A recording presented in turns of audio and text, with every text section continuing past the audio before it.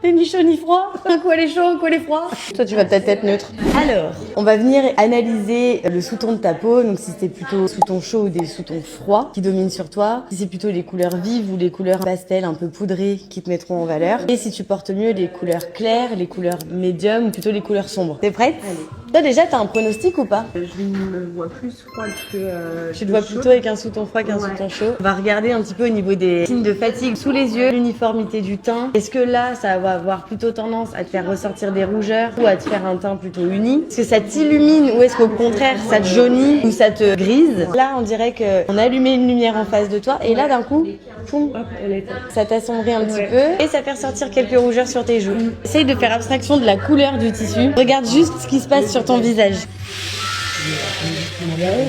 Moi, je préfère le chaud, là. Toi aussi? Bah oui. Ouh, toi, tu vas peut-être être neutre. Non, lui, Johnny, t'es malade, quoi. Ouais. T'es ni chaud ni froid. Un coup elle est chaud, un coup elle est froid. On sait plus. Lui, il fait ressortir les rougeurs. Celui-là, il te donne bonne mine, quoi. Ouais. Pas du tout. Ah non. Ah oui. Oui. Ça te blanchit le teint, ça te fait ressortir les petites rougeurs sur les joues, alors que là, on dirait que t'as mis une bébé crème. Ah ouais, non mais y a pas... Ah bah alors, c'est plus harmonieux. Ouais. Ah bah oui. Tu vois la différence? Ah non. Oui. Non, non. Finalement, le beige, on le laisse tranquille. Ou alors le beige en t-shirt, mais avec un blazer marron par-dessus. Ou alors un foulard. Tu peux avoir un t-shirt beige et autour, tu mets un petit foulard marron, un peu plus soutenu. Pour l'instant, on est plutôt chaud et sombre.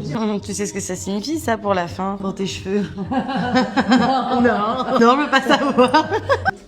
Qu'est-ce que t'en penses? J'en pense que c'est très bien. On essaye? Ah ouais. Allez. Ok? Ouais. On y va. Non mais tu peux carrément porter du foncé, hein. Tu sais ce que ça signifie, ça, pour la fin, pour tes cheveux? Non, non, je veux pas savoir. Le moyen à sombre te va mieux que le clair. Si on traduit ça en couleur de cheveux, je veux rester blonde, d'accord? Non. Dès que je suis là, regarde tout de Ouais, suite. ça va. Mon mari va être en pleine. Ça c'est bien. Un peu macchiato, quoi, Ouais, finalement. c'est ça. Pour commencer, c'est très bien. Je vois bien un truc légèrement réchauffer un petit peu ce que t'as là, parce que là, finalement, t'es presque pas assez chaud. Qu'est-ce que t'en penses? J'en pense que c'est très bien. T'as envie d'essayer ou parce que t'as le droit de me dire aussi, je suis pas prête. Donc si t'as envie d'attendre et être sûre, tu me dis. Ah non, je vais le faire. On essaye? Ah ouais. Je le fais en gloss? Comme ça. Limite, tu vas me dire, ça a pas tenu assez longtemps et je veux refoncer un peu, tu vois. Mais au moins, on prend pas de risque. Ça va leur faire du bien de faire moins souvent des balayages. Et ceux-là, ils sont bien abîmés. Hein. Mais c'est vrai, c'est fou ça un peu. Hein. Ton balayage, il est bien, il est beau, il y a tout qui va bien, mais c'est juste qu'on sent que vraiment le cheveu, il est un peu fatigué d'être décoloré. Je te les recoupe pas, de toute façon, la longueur, elle est très bien comme ça. Voilà quoi, fais le gloss. Tu vas retrouver de la brillance aussi. Ouais. Prête? Allez, go.